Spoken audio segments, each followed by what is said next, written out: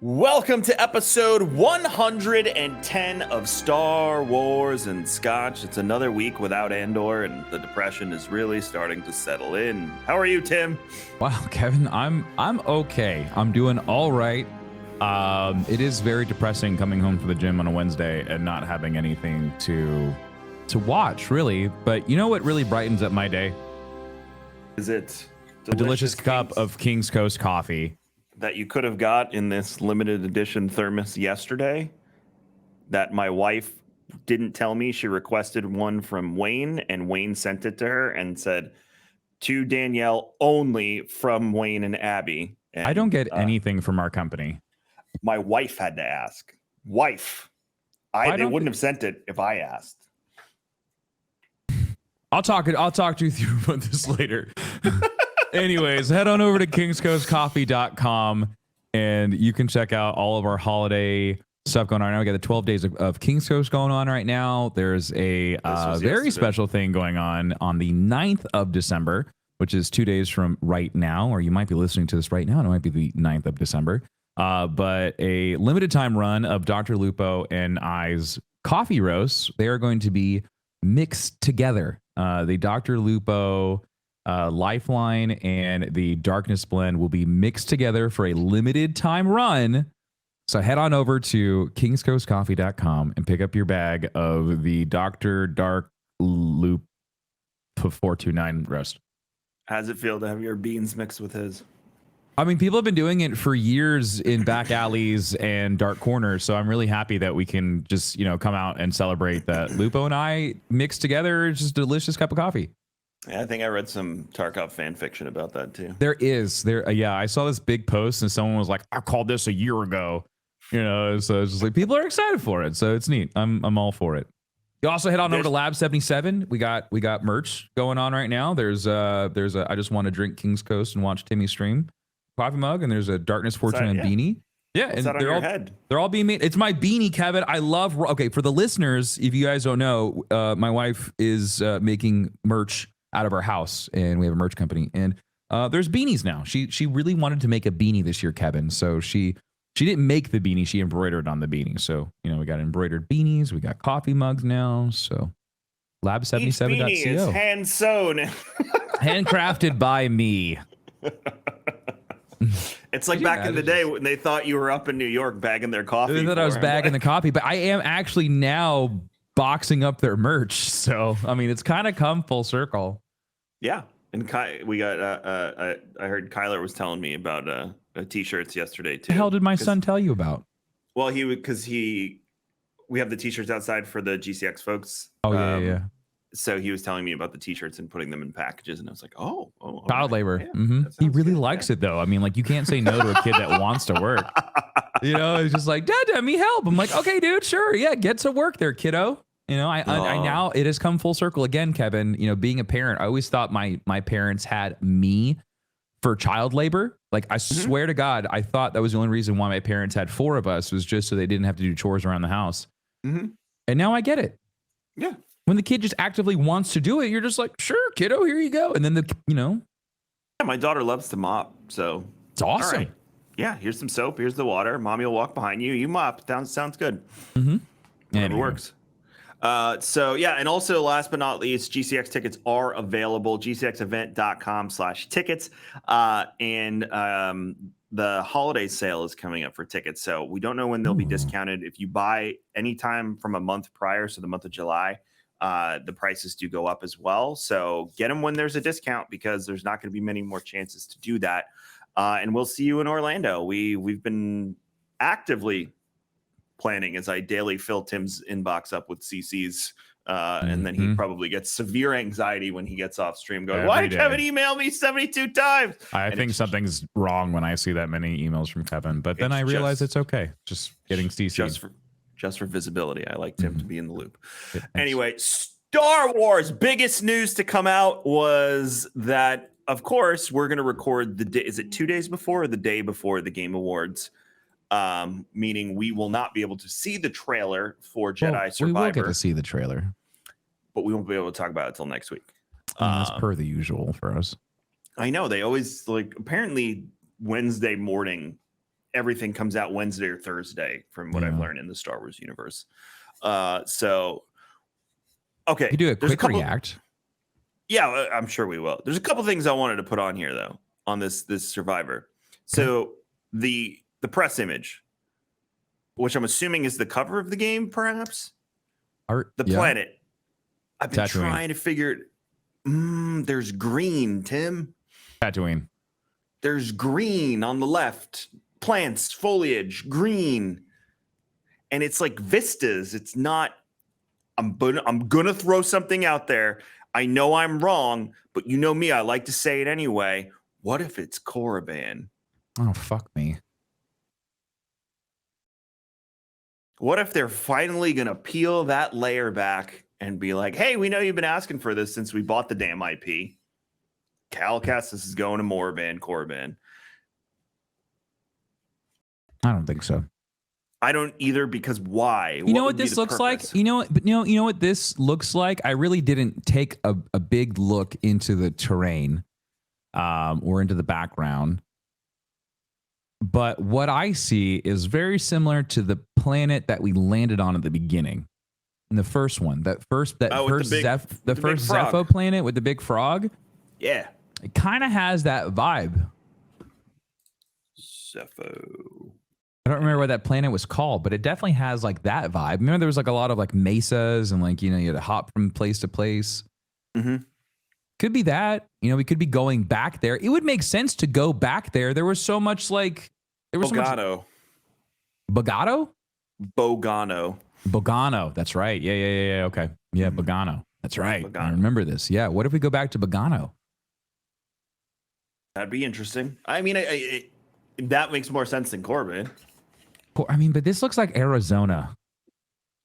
Right, but that's what Korriban is, a desert, much like Tatooine, but there is green on the planet, and I don't know. The sunset color is throwing me off. I know it's sunset, so that's probably so pretty. What do you think of Cal Kestis with a beard? I think it's an attempt to make him look, a little bit older and a little bit more grown up. He looks a little evil. The interesting part is if you look at the pre-purchase bonuses, he doesn't have a beard in the pre-purchase bonuses. So it might be just a simple cosmetic thing that you could turn on and off. Yeah, so I mean, like you see the mantis in the back. Yep. And then there's like this building that's off to the left. I really hope that with Survivor we lean more into like the Zepho stuff. I hope we don't go like Korriban, like Sith. I really hope we lean more into like the story that they're trying to tell instead of trying to be all fan service. Because there was a lot of questions that were left. There could be reasons for him to go there, though. Yeah. Because he has the Force sensitive. Well, he had the Force sensitive list, and whatnot. So there could be reasons for him to go there. There could be knowledge that he needs to obtain, an item, something. So there could be reasons for him to go there. Again, I don't think that's it. I think you just Bogano really like makes more sense. Korriban. It's one of my favorite places in Kotor, SWTOR. Yeah. I watched a video on it yesterday about how to, the three options with one of the Sith acolytes, you throw a ban. You can either redeem her, kill her, or convert her. Oh. So, and I was watching 3 up because every time I do it, I end up killing her. Because if you remember, the dialogue options in those games were so difficult to achieve the outcome you wanted. Mm-hmm. So you end up getting frustrated. You're like, fuck it, I'm gonna stab you with my lightsaber. That's how my oh crap. Hold on. What's the other BioWare game? Mass Effect. That's how my Mass Effect playthrough went. I went back and played the first Mass Effect a couple years ago. And I got to the point where I was just like, F it. And I just started killing everybody. And everyone in my playthrough I killed that I ran up against. And that was the meme. And so it's just like, you're right. You do get to a point where you get so frustrated with the dialogue sequence that you're just like, F it. I just want to get quickly as I can through this. And like, that's why I think we won't get like a rehash of Knights of the Republic.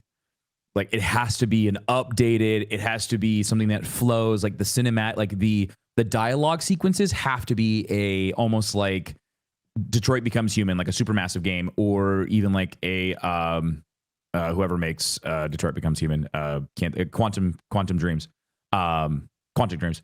So like it has to be like something that is cinematic and very visually appealing, but then you also have control and direction of those segments as well. So you feel like you're actually like making the decisions and your character really is your own.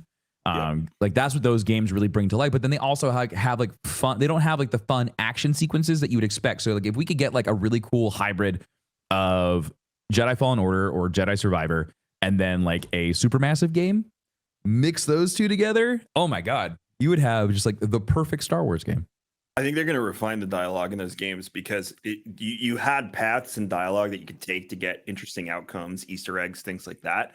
I think they're going to bunch it up a little bit more, but make more branches like the Quantic Dream or the Telltale games, and kind of make it more like that, where it's like, okay, instead of 3 different options, there's 20 now, but you know, the dialogue won't be as convoluted to get to those 20. Like it's going to really be based on your decision and not having to just say certain things to get to a certain path, which 22 years ago made complete sense. Like it just wasn't advanced. Now it's at a point where we want the lore, we want the dialogue, but we don't want to have to sit there and, you know, look up the prima guides on how to get the outcome you want. Instead, it's like, I want to see, you know, your first playthrough always goes, I want to see what my answers would result in. That's how I play. And then, and then I did this with Detroit. I did what I called the Terminator ending, where I was like, just kill all humans. And then I did like peace at all costs. So those are my 3 Detroit playthroughs. So I'll probably do something similar with Knights, and see what you get. Other interesting thing about Survivor, Tim, that you notice on the pre-purchases, you get the Hermit cosmetic, the Scoundrel, which looks a lot like Han, the Rebel Hero, which looks like every Rebel Hero, Luke mostly, but blasters, Tim. Blasters. There's a combustion blaster set on the Hermit collection, and there's a DL44 blaster set on I like the DL44. Yeah, on the Galactic Hero sets. Does blaster combat? Yeah, so that's really interesting. I guess they're going to give you more options so that you can do more than just use your lightsaber. Because Kel isn't, he's kind of like Ezra, you know, like where he was kind of trained in the Force, but his master died and he was still really young, so he's self-taught. And who's the female that's with them? I can't think of her name, but anyways, she used to be a Jedi, and she did the cut myself off from the Force ritual. And so she's not connected to the Force, but she still has all that training. So for her to teach him makes sense, but for him to like rely on tools and items that are like in his arsenal that is outside of a lightsaber makes complete sense. So for us to have like blaster options, that's really interesting. I wonder why they aren't leaning more into lightsaber combat and why they want to give him a blaster, unless we're going to end up playing more than just Cal in this game. That's the only thing I could think of.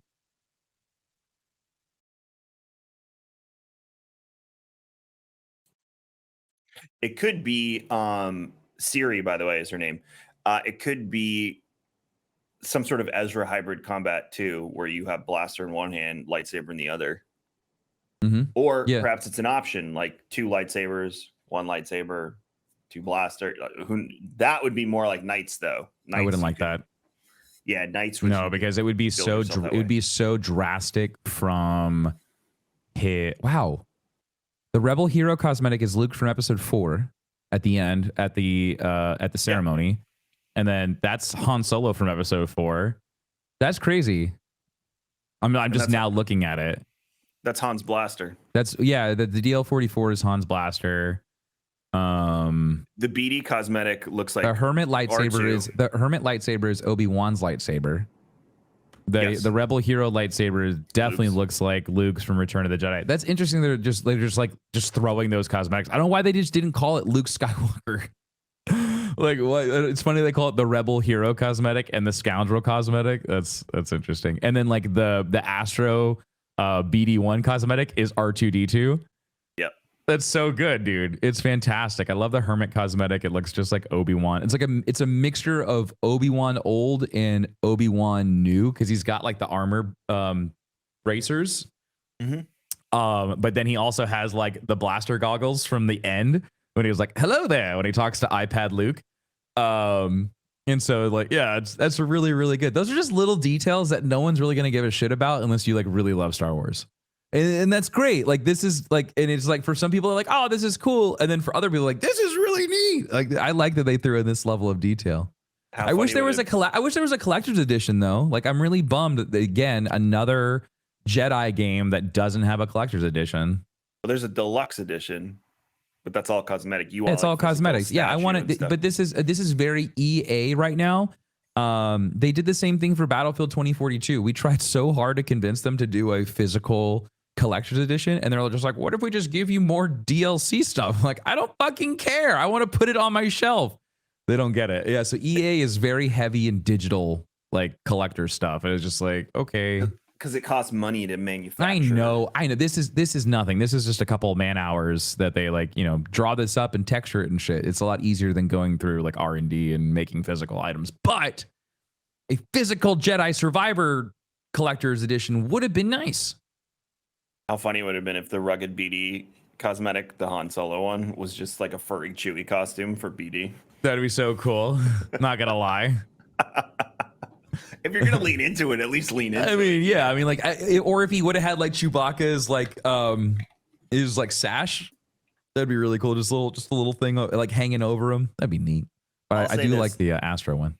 I'll say this: I love the BD cosmetics. Everything else, I'm not really a fan of. I'm not. Yeah. I don't like a copy paste from other stuff into a new character and experience. I would rather find my own cosmetics in the world. Yep. Or do that stuff. So I'm hoping that this is just like Easter egg, have fun, and the stuff in the game is more geared to the story and things like that. So that's this happens every time though, is like whenever the cosmetics and they're like, get your deluxe edition, you'll get all these early things extra and blah blah blah blah blah. And it's just like, but what happens when I get to the end game? All the shit that I find at end game should in theory be better than what I get at the beginning. So yeah, I'm kind of like whatever. So Game Awards are tomorrow night.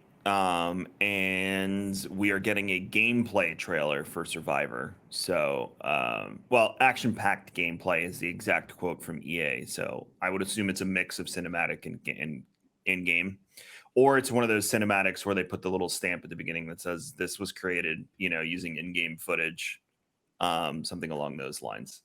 Do you have any specific expectations, Tim, or are you just for Survivor? Yeah.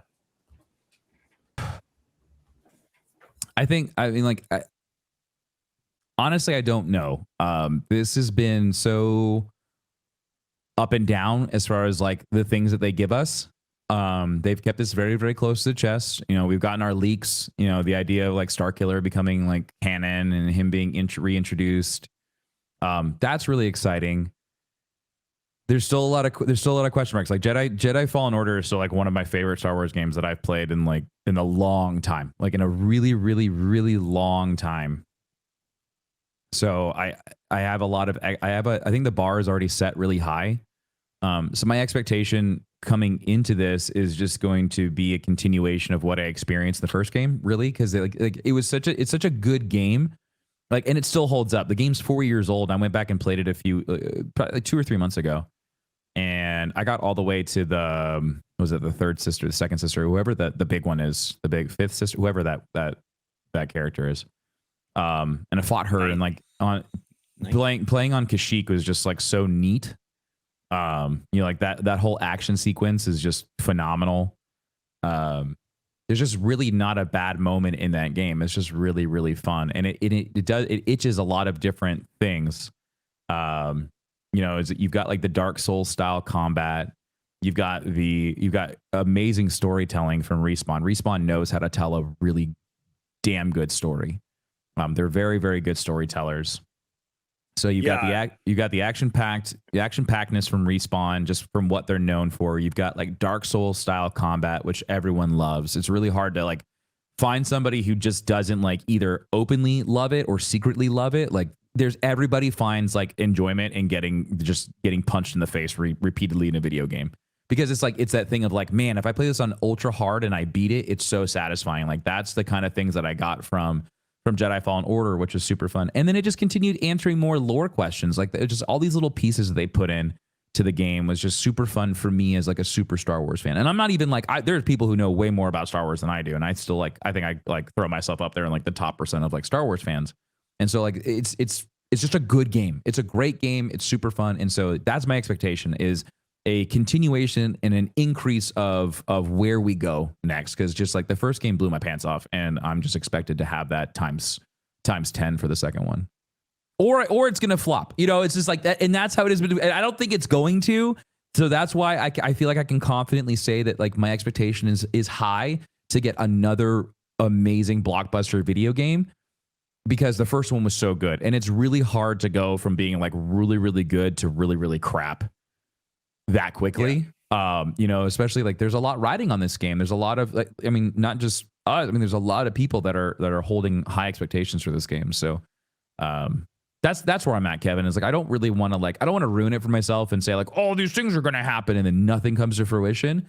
I'm just really excited just to play another lightsaber or like a Jedi combat focused video game, because like that in of itself is super fun in a video game setting. I know we talk about like Andor and like how we say that like not having a force sensitive person or like not having a superhero is great. And I think from like a visual perspective, like from a storytelling perspective, things get very, very interesting when the person isn't utilizing the force or a lightsaber to get to their end goal.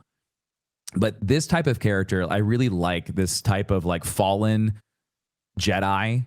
Like we saw with Ezra. I think Ezra was of a more interesting character in the Star Wars universe because he wasn't like this all-knowing, all-powerful Jedi. He fell. He plays around the dark side a little bit. He loses his master. He goes through all of these things, and he was a lot more relatable than like Anakin or Obi-Wan. You know, they're just so high and mighty and sometimes pious.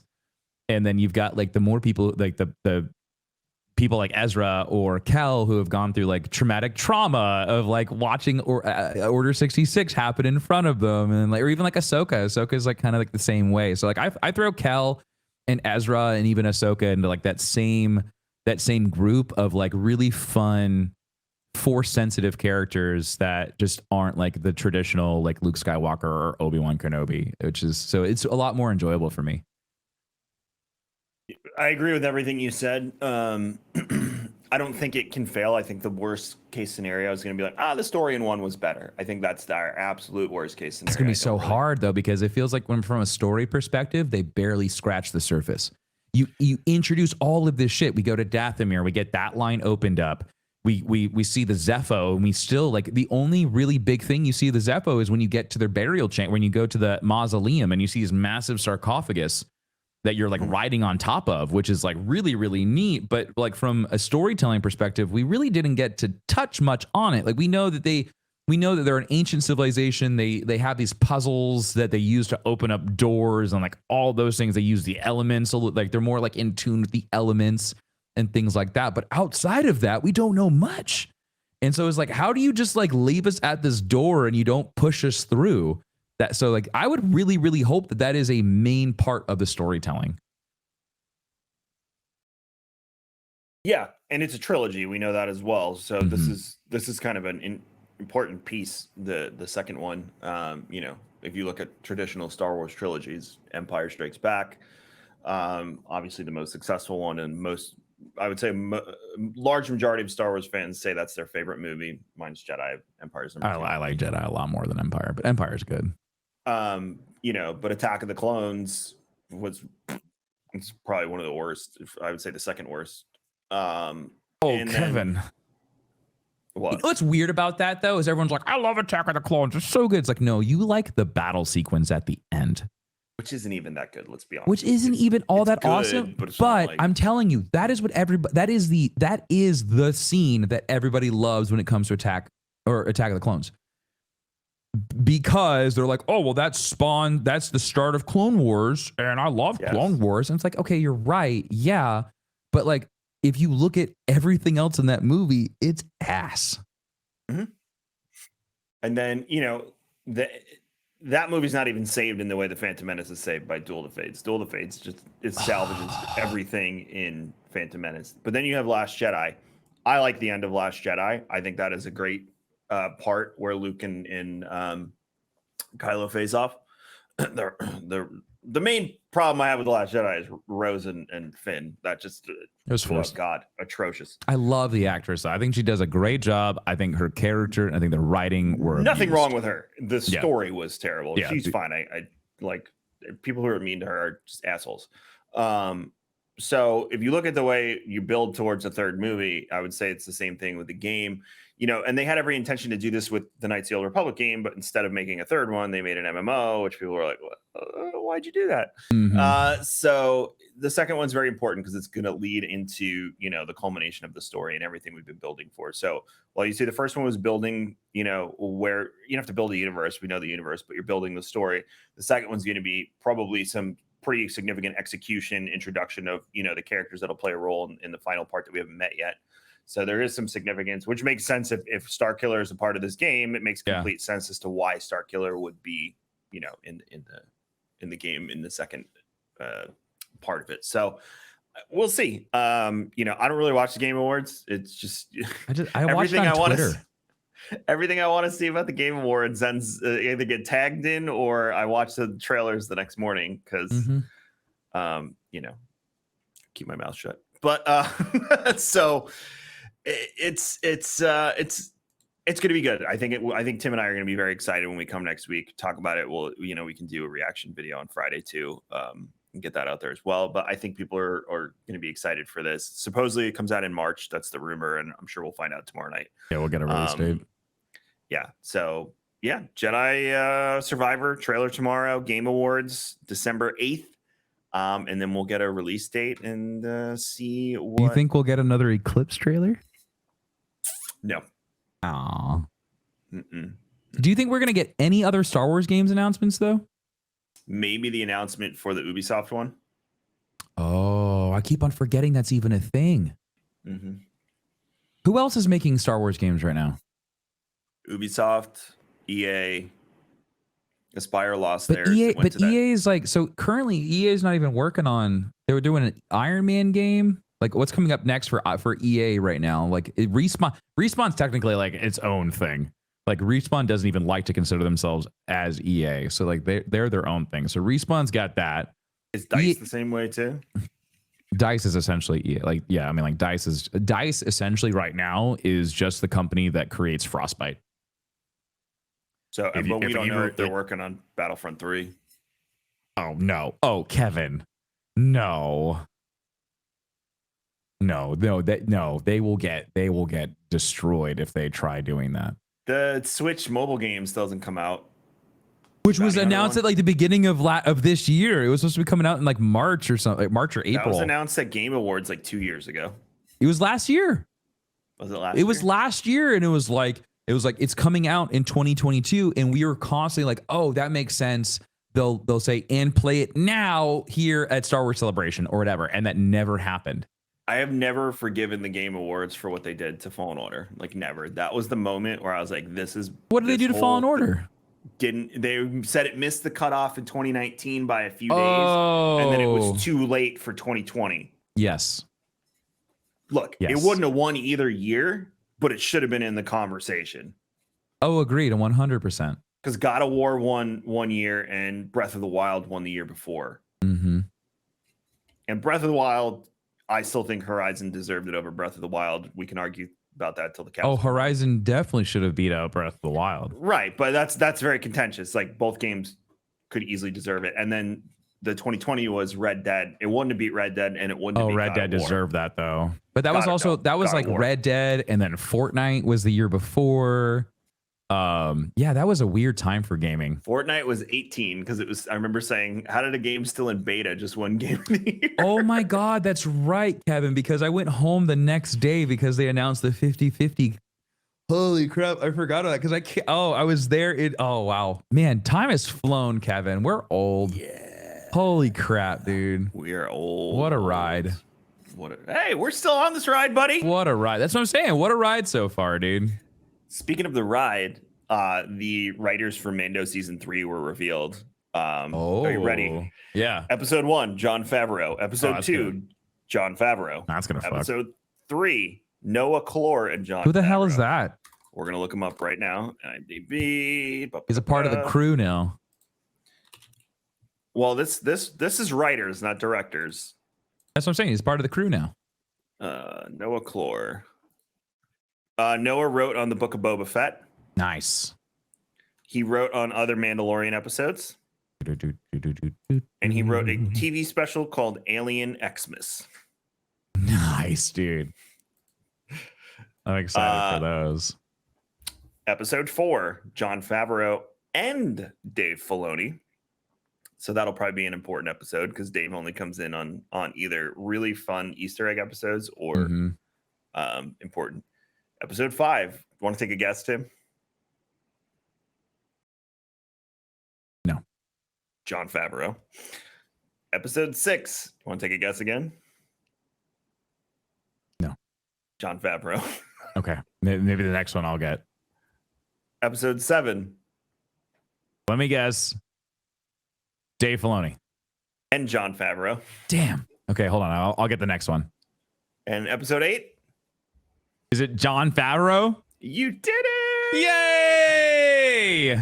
So Filoni's in on 2 episodes. Noah Clore's writing 1 episode. Jon Favreau's doing every episode.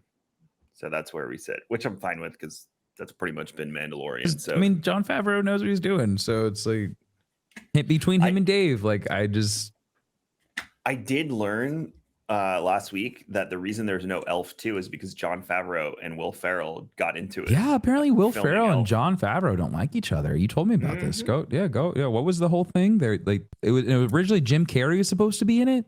Originally, Jim Carrey was Buddy, and then they recast to Will Ferrell, and then there was another writer, and then John came in, scrapped that script, and rewrote the whole script. I mean, he did a great job. So, I mean, like, I don't know why Will's grumpy But about by it. this point, the budget and the timeline was stretched. So they went to New York City to film, and there was all sorts of issues. They were Is that why it was so low budget? Yeah, that's exactly why it was so low budget. And there was a time crunch, and everyone was really, they said filming was extremely stressful. And they got it done, and they made one of, at this point, it's a holiday classic, in my opinion. It is a holiday classic. Like, you have to watch Elf during December. Already watched it twice this year. Same. So that's kind of the story, which I found very interesting because I love Will Ferrell and I love Jon Favreau. And the fact that they don't like each other makes my heart hurt a little bit. That's Hollywood, I guess. People don't talk. No, Hollywood is it's a very Politics. interesting place. Stabby stab. Very, very, very. My old job was Hollywood adjacent, so I used to hear dirt on people, and I'd be like, "Oh, okay, I didn't know they slept with a prostitute. That's nice." Could just go to a bar and say, "I'm so and so," and probably save some money, but whatever works. Yeah. Yeah. So Mando season 3 writers, not much news to report there. Is it just kind of like looks good? It's coming out in March, right? So I mean, it's gonna be right around the same time as Jedi Survivor. So. Oh man, March is gonna be packed for us. It'll be wild, dude.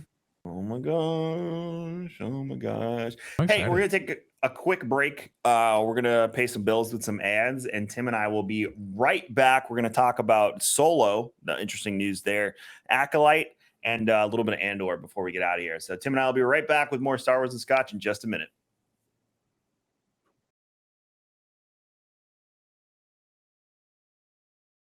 And we're back. Thank you for letting us pay the bills. So John Kasdan, who co-wrote Solo, feels very strongly that Solo could have worked better as a series than a movie. Yeah, I agree with that 100%. I agree with that 1,000%. Because think of the hijinks and the adventures that you could have sent Han and Chewie on. But weekly. we can say that now because we've seen Solo. And then we've also seen what a fully flushed out Star Wars show looks like. The thought of a Star Wars show when Solo came out, what, 4 years ago, 5 years ago? Longer. Yeah, it was like 5 years ago, right? Mm-hmm. The thought of a Star Wars TV show was so far outside our realm of reality. It's not even funny. They were like, oh, there's no way in hell we could get an 8 to 12 episode Star Wars show. But now seeing like how Cassian gets so flushed out, Kevin, and just like how great. Look, Cassian Andor's up for awards now. Like you didn't. Oh my God! But could you imagine if we got a fully flushed out Solo show within the confines of what they used for that movie? Like that train heist would have been so much better. The fucking Kessel Run, oh my god, it would have been so awesome. So yeah, I agree. I think like even if they were to go back and flush out, like kind of like how they've done with Rogue One and they gave Andor his own show, like if they were to give Solo his own show, bring all the actors back and do that, oh my god, you could flesh out the whole Kira storyline. You could bring Maul back. Oh, Kevin. Oh my god. Could have left Woody Harrelson's character alive longer. Yeah. What's his nuts with the yacht? Can't think of his name right now. Drago. You know what I'm talking about. I know exactly what you're talking about. We could do a whole thing about him. You know, you paid all this money to have Daenerys Targaryen be in it. You could have stretched that out. They have to bring her back at some point. If they don't flush out Kira's storyline, I'm going to be upset. Dryden Voss. I knew I started with a D. You also could have really dove into Enfy's story in the beginning of the rebellion, because she's another At the end, yeah, and you know she's another Marvel crossover actor, as that's what Disney does. So she's used to working on a show because she was on Falcon and Winter Soldier. She was awesome. Yeah. She was the bad guy. So I feel like could have had some fun with that and. But I mean, like the budgets and stuff weren't in place, so like I get it. But man, like, what if they went back and just like did a solo show? I think people would eat it up. It would then people would go back and watch the movie. I guarantee you, Rogue One has seen an uptick in streams. I guarantee you, people have gone back and watched a lot of Rogue One lately. I like Alden Ehrenreich as Han Solo. I think he's a great Solo. It's the one actor that I haven't had an issue with replacing the original actor with someone new. Mm-hmm. You know, no, that's a lie, because I also love Donald Glover as Lando. So like, what if that's the Lando show? What if it's just the two of them and Chewie? Like, so here's my problem with this, and I think what's going to happen is we aren't going to get a Solo show because of what they're doing at ILM. Have you seen the Indiana Jones trailer? I did. And did you see all of the flashbacks to young Harrison Ford that looks like he came right out of fucking Star Wars? I did. Like 1981 Harrison Ford looks really real. Mm-hmm.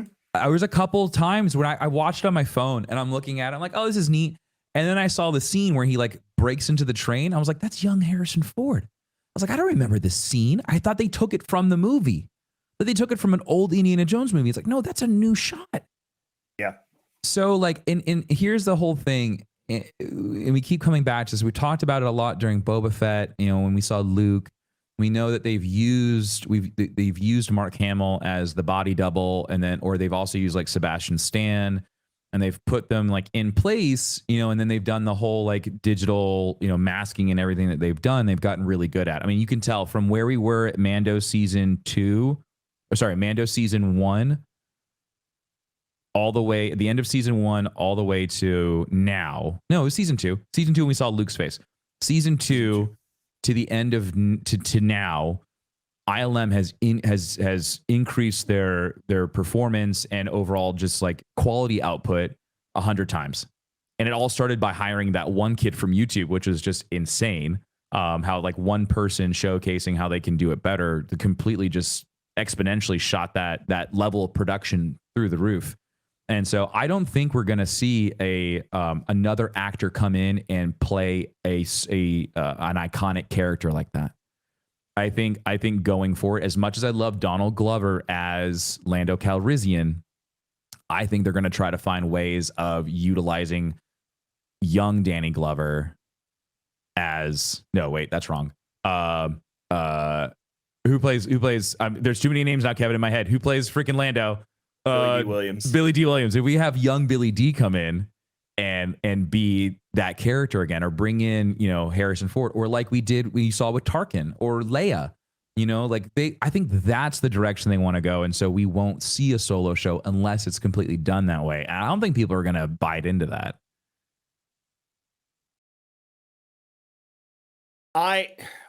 If it's a flashback like we saw in Indiana Jones, or it's a cameo like Rogue One when we see Tarkin. I think, or Luke. I think the technology is fine. If you're going to make a whole series or something like that, I feel like you have to just recast the person and bite the bullet and move forward. And like we've seen success with both. So I think it has pre-Disney Plus though. Remember, Pre-Disney success Plus. pre-Disney Plus, and now we have success post-Disney Plus. And so where's your highest return? Think how long it would take them to make an entire series where they use that technology. I don't know, Kevin. Shit's getting kind of weird as far as like how fast you can streamline this stuff. If you read up on the Luke stuff, it took them months just to get the face where they wanted it, and it's still some guy on the internet did it better than them. But that's the whole thing, though, is that one person with the knowledge set and the ability to do it could do an entire team's work. And so, like, that's the thing, though, is like in a couple years, the idea of a dead actress, older actor or actress coming in, like, and having their young self put into a into a movie or into a show, that's going to be a very normal thing in the next 10 years. And people won't bat an eye to it because they're a character. They're a character that gets to live on for forever now. And why wouldn't you, from a continuity standpoint, why wouldn't you want to utilize those assets versus going out and getting new assets? Like if you can AI modulate voices like we see with Darth Vader, right? Because now he can't do it. And then now we're seeing like Indiana Jones and we're seeing young Harrison Ford come back. What's to say in 5 years we don't have a completely AI-driven show that is doing the dialogue, is doing the voices, and it's doing the young faces. And all you have is body doubles. And then people actually like talking out the lines, and then they just come back over and dub it. Like that's where I think Star Wars, when it comes to these types of shows, because the amount of people that threw a fit, I don't think he looks like this, I don't think he looks like that. Like I think they want to get away from that, and they want to make sure they never hear that bitch fest again. And they're like, here, you don't like the way that this new Han Solo looks? Here, have the old one. That's just from a continuity standpoint in the way that they're going. I think that's the way they're going to go. We're in that world now, Kevin. Like, and it's kind of scary to think about, but I think that's where we're going. Okay. Look at Twitch streamers now, dude, when they're doing all their freaking mocaps, and it's just one person in a room with a camera and a mocap suit and some programs running. I mean, like, people are doing it in their house. The guy, because I've been playing WoW again because of the expansion, and the guy, there's an add-on for WoW called Tomcat. Remember the Tomcat GPSs? So it's essentially an in-game GPS with coordinates and all that stuff. So the developer streams on Twitch. I found him in the directory. He uses the I don't know what it's called, whatever that masking technology is, and he is literally a cat. He is the Tomcat. Just using like face cam. Yeah, he's using the face cam rig or whatever it is, and he's a black cat, the Tomcat. And it's just I tune in, and sometimes he's playing, sometimes he's actually writing code for the app and stuff, and I'm just like, man, this is just. I remember when that first hit, because when you're on Twitch, you kind of stick to what you know and what you do. You do the same thing on Facebook because you're so established. But I will never forget when the face rig stuff first blew up. I was on Mixer at the time, and I turned on Mixer the night that it really started to go, and all I saw was just face rig because everybody was trying the new thing. It was free. You could just try it. Yeah, and everyone was trying the new thing to try and be the one that caught on, because that's all it is when it comes to this stuff. New streaming platform pops up yesterday, like everyone runs over there. Guy's thing was like number one WoW streamer on Kick, and which he was. So it's just interesting knowing that and how easy it was to adapt to that. So it does support your argument of this could be the future. Yeah, there's something though about a performance. I agree with you 100%. Maybe it is the masking, but it's Childish Gambino underneath. And that's he's still playing it, but it is Billy D. Williams. And so we don't know, because it was Luke in Mandalorian, that was Mark Hamill. So you know. Also, like and Mark's a bigger guy. So seeing him like in his Jedi outfit, like older and bigger, was really interesting because it definitely looked like he didn't fit in it. But then when you see him in Mando, like the character model is completely like slendered out, but they used him as references. They wanted to see how does Mark Hamill do it. Right. And it's all, so they had to get him in character. You get him in character, you make him become Luke, and he was Luke. He owned it. And that's so cool. They were literally able to just like completely change the way he looked in those shots. So it was cool. Yeah, no, you couldn't get Harrison Ford to play it now because Oh no. He also just, like, I don't think he really loves it, to be honest. I think he's like, this damn theme song follows me everywhere. that was the Indiana Jones one. I know, but I'm saying, like, I feel like he's like that with his other stuff too. He's just like, his damn Star Wars theme song. Why does he keep acting then? I don't know. His money. So, Acolyte cast Margarita Lavivia. She was in Adventureland, Lincoln Lawyer, and a few other movies. So that's the latest casting on that. No real big update there because they keep releasing who they're casting, but I believe they're filming already. So, you know, I'm sure we're going to find out more along the way. And the last bit we have before Tim and I run out of here for the day is what Tim mentioned earlier, that Andor is nominated for Critic Choice Awards, Best Drama Series, and Diego Luna is nominated for Best Actor in a Drama Series. So I have a feeling the buck will not stop there when it comes to awards, and hopefully we see Andor clean up, and hopefully that puts attention on it because that show deserves to be watched by everyone. I think now that it's done, I'm going to sit down with Danielle and make her watch it because I think she will enjoy the spy aspect of it. I just wanted to go the journey first and make sure that it was something she'd give a shit about. So yeah, I think she'll enjoy it. But yeah, that's it for this week. I know it's a little bit shorter, but we'll talk about Convergence next week. I have thoughts on that. I'm about. Have you started listening to it? 5 hours in, so I have about 10 hours left. And we'll talk about Convergence next week. Obviously, Tim and I won't be done with it for probably at least 2 or 3 more weeks, but we'll give our first impressions, and we'll dive into some other stuff. We do have the Rare Drop Roundtable coming up. It should be out. Make sure you stay posted to my socials, Tim's socials, and Star Wars and Scotch, which is at Star Wars and Scotch, Facebook, Twitter, and all of the other social places. You can follow Tim at b.gg/Darkness429. Not playing Callisto Protocol. Not playing Callisto Protocol. We're gonna try to get a nuke in Call of Duty today, and then we got new games coming next week. So High on Life next week. So we'll be playing that. Alrighty. Well, and I'm Kevin Xvision on Twitter, KMagic101 on Instagram, and again, follow Star Wars and Scotch, rate, review, subscribe, do all the things. We'll see you next week for episode 111 of Star Wars and Scotch. Ooh, I like that. You all have a fantastic week, and we will see you then. May the Force be with you.